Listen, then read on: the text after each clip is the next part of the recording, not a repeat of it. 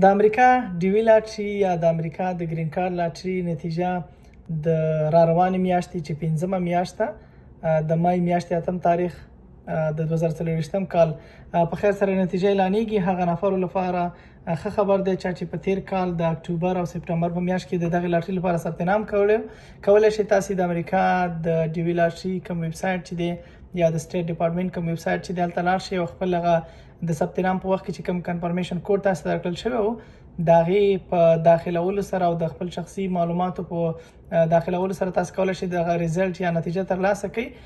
که چیرته څوک سلیکټ شوي وو هلته تاسو ته کیس نمبر او ستاسې انوایس آی ډي یا نور مختلف شیان چې ستاسې د کیس مربوط راځي چې تاسو کولی شئ آینده کې په خپل کیس محتوي شئ. دغه ټول اسنادونه هلته وي، تاسو کولی شئ هغه ډاونلوډ کړئ او له ځان سره وساتئ، خپل کیس محتوي شئ. هغه خلک چې نو سلیکټ شوي کولی شئ د راتلونکي کال لپاره یو ځل بیا د خپل ځان او فامیل لپاره ثبت نام وکړئ او د دغه پروسې څخه برخمن شئ. ښه خبر دی، غوښتل مې تاسو سره شریک کړم. که چیرته څوک په دغه پروسه کې سلیکټ شو کولی شئ تاسو په انټرنیټ کې مختلف ویډیوګانې او مختلف معلومات وګورئ. پروسه ډیره ساده او اسانه ده. زیات ملګري له ما نه غوښتنه کوي چې ورسره کومک او همکاري وکړو. موږ خپل کومک او همکاري همیشه کړې ده او کوو، خو د ځینې مصروفیتونو له وجې شاید موږ ونه شو کولی چې له تاسو سره کومک وکړو. نو که بیا هم تاسې انتخاب نه شوئ کولی شئ راتلونکي کال بیا هم ثبت نام وکړئ. بیا هم زیاتره خلک دا پوښتنه له ما څخه کوي چې موږ کولی شو بیا ثبت نام وکړو.